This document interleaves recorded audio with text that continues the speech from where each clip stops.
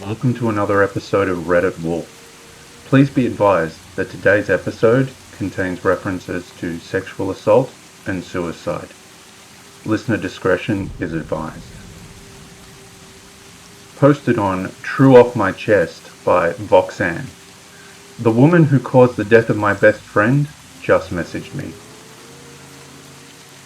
My friend Mark killed himself 6 years ago because of a girl named Amy, a schoolmate, who accused him of sexual assault.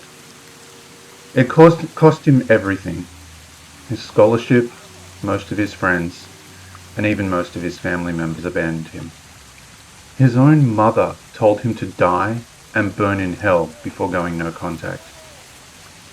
The only people who believed him were his dad and me. Why? Because the two of us were together all day playing video games in his dad's house. His parents are divorced. During the night, Amy claimed that Mark attacked her. I was staying for a week in their house, and the date Amy mentioned was the second day of my stay. Amy and Mark knew each other because they're both in the volleyball team of our university. She's not a classmate, she's not a friend, and she's not even an acquaintance.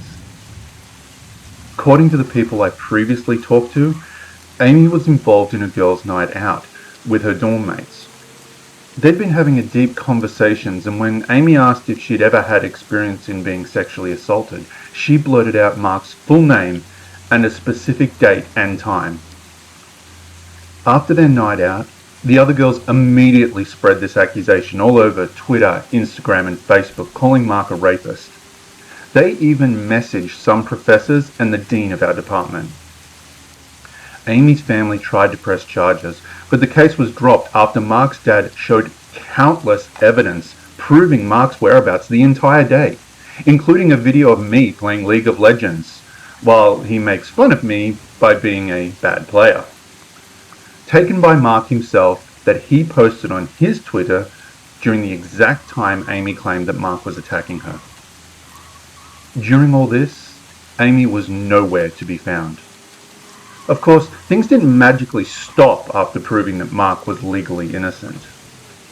After 6 months of enduring continuous violent harassment from Amy's friend and her boyfriend, death threats both online and in person from schoolmates and neighbours, and being abandoned by almost everyone he loved, Mark took his own life on December 2nd, 2017. People celebrated his death because people still believed that he was a rapist. It was one of the most painful experiences that I have ever had in my entire life. He was like a brother to me, and he was one of the kindest and most awesome people that I know. The anger and the grief is still freaking ripe in my heart, even after years of therapy. Yesterday, Amy messaged me after 6 years of silence. The first thing she said, "I'm sorry." She admitted to randomly saying Mark's name because he was the first person she thought of. She panicked because she's never had an experience of being sexually assaulted and thought that she was out of place because most of the girls in that party had been sexually assaulted before. She told me that it was because she was young and stupid. She justified herself by saying that she never thought it would go out of hand because the other girls promised that their conversation would be a secret. She thought that Mark wouldn't be affected because they didn't know each other and have very different social circles. She was too afraid to say anything because of her life spread way too much for her to control it. That was the reason why she wasn't anywhere to be found during those times where everything went to hell. I asked her why she was telling me this, and she told me that she's been feeling guilty for the past 6 years and thought it was time for her to come clean because her therapist told her so. Her family doesn't know. Her boyfriend, they've been together for 8 years now, doesn't know. Mark's family doesn't know. And all of the people who believed her don't know. She only admitted it to me. I am so angry that I can't even put it into words. This woman killed my best friend and thinks that everything will be okay afterwards. She's the reason a good person like Mark is gone forever. I haven't replied to her, and I'm afraid that I would just say so many horrendous things to her. I don't want to tell Mark's dad because he's still going through grief and has spiraled deep into depression since Mark died. I'm tempted to spread our conversation online, and I know that it would drag me down the same level as her and her friends. I hate everything right now. And now for some comments. Present Small said, "Tell her if she's really sorry to attempt to clear it up in the same circle she spread it, publicly, to her whole friends and family, the college, his family, everywhere. Saying it to the one person who knew it was false is a cop-out. If she won't, then put that and the admission up yourself, showing you gave her a chance. She doesn't get to play lip service and feel better. Clear his name or carry around the guilt of crushing that man into ending his life. Sorry for your loss and the unfairness of it all." Urban86 says, "It's not sinking to her level to defend the honor and memory of your best friend. Expose her and do it gladly."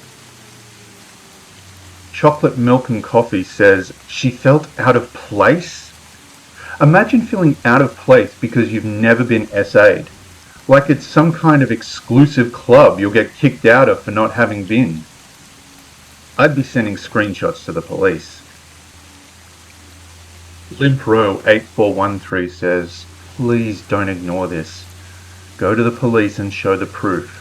She committed a crime. Your best friend deserves justice. If you do nothing, his death will always be seen as a good thing for these people. Her being sorry doesn't change anything.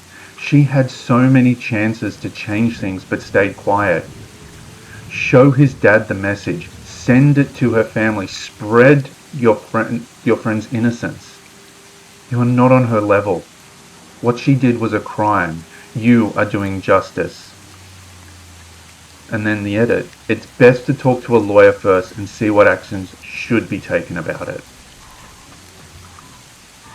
Mike G5417 says, "It would not surprise me if her unloading of guilt coincided with the expiration of the statute of limitations for making a false police report or any other crime she could be charged with. Murder has no statute of limitations, but most other crimes have a statute of limitations of 6 years or less. There's a few that are longer. I doubt a prosecutor would charge murder or manslaughter in this case, but it would please me to be wrong in this instance. I would also not be surprised if this was the advice given to her by a therapist or an attorney.